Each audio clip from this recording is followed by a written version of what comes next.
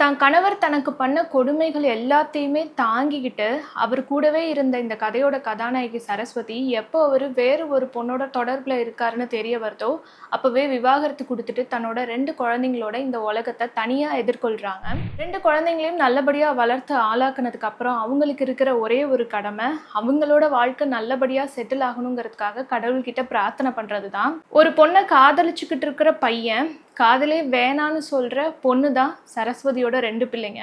உனக்கு வேணும்னா உன் புருஷனோட அலுமினி பணம் தேவைப்படாமல் இருக்கலாம், நாளைக்கு உன் பிள்ளைங்களுக்கு இது தேவைப்படும் அப்படின்னு சொல்லி இந்த கேஸை நடத்தி கொடுத்துட்டு இருக்கிற வக்கீலோட பொண்ணை தான் சரஸ்வதியோட பையன் வந்து விரும்புகிறாரு.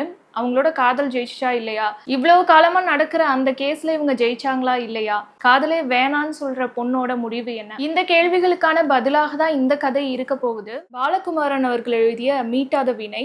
முதல் முறையாக பாலகுமாரன் அவர்களுடைய புத்தகம் நான் முயற்சித்து பார்க்குறேன். இவரோட எழுத்து எனக்கு ரொம்ப பிடிச்சிருந்தது. இந்த கதை ஒரு நார்மலான குடும்ப கதை தான் வச்சுக்கோங்களேன். ஆனால் இதில் சொல்லப்பட்டிருக்கிற நிறைய விஷயங்கள் எனக்கு வந்து ரொம்ப பிடிச்சிருந்தது.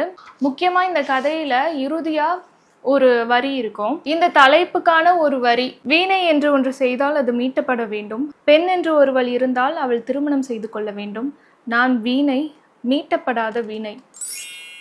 அவரோட எழுத்து எப்படி இருக்குன்னு தெரிஞ்சுக்கிறதுக்காக இந்த ஒரு புத்தகத்தை எந்த ஒரு அறிமுகமும் இல்லாமல் எடுத்து நான் வாசித்தேன். இந்த கதை எனக்கு ஓரளவு பிடிச்சிருந்ததுன்னு சொல்லலாம். உங்களுக்கு இதில் விருப்பம் இருந்ததுன்னா வாங்கி படிச்சு பாருங்க.